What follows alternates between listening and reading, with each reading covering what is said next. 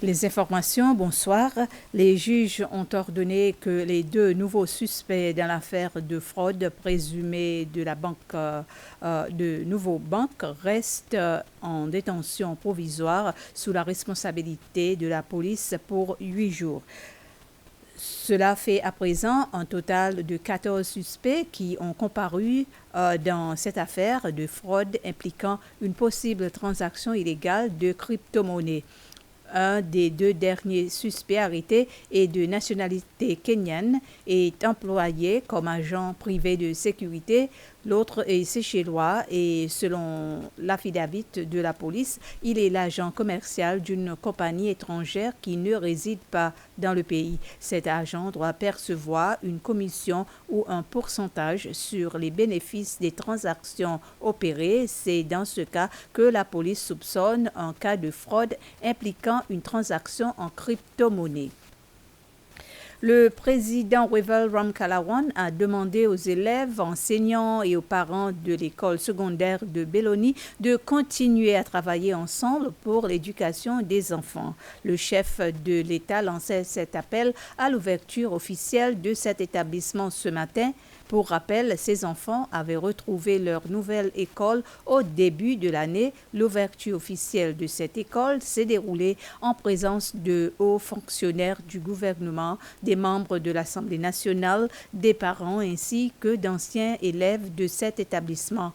C'est le président et le ministre de l'Éducation, le docteur Justin Valentin, qui ont dévoilé la plaque commémorative. L'école est un lieu pour apprendre et un lieu de vie où les enfants doivent se sentir bien, a déclaré le ministre de l'Éducation.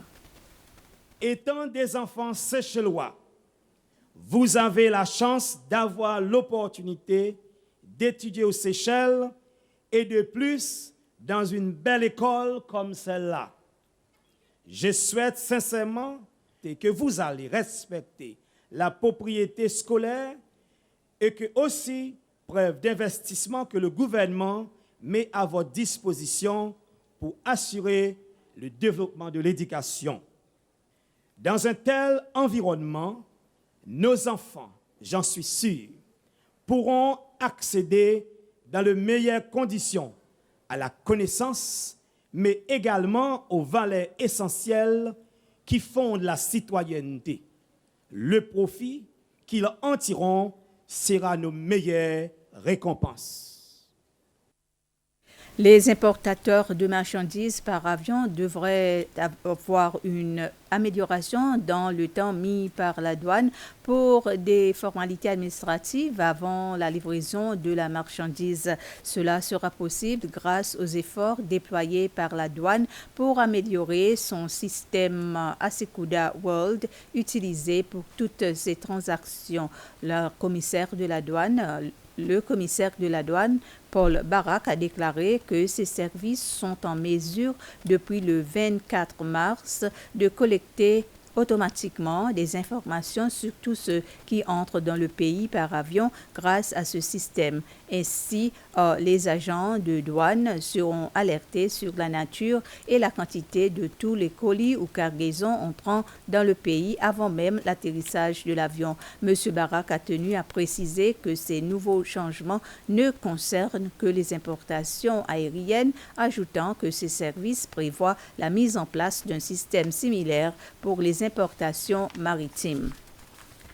Le ministre des Affaires étrangères et du Tourisme, Sylvestre Radegonde, a regagné Mahé après une tournée régionale qui s'est terminée par une visite officielle à La Réunion. Le ministre Radegonde a débuté sa tournée par une visite de travail à Madagascar où il a représenté les Seychelles aux travaux de la 37e session ordinaire du Conseil des ministres de la Commission de l'océan Indien. Il s'est ensuite rendu à La Réunion sur une invitation de Madame Huguette Bello, présidente du Conseil régional de ce département d'outre-mer français.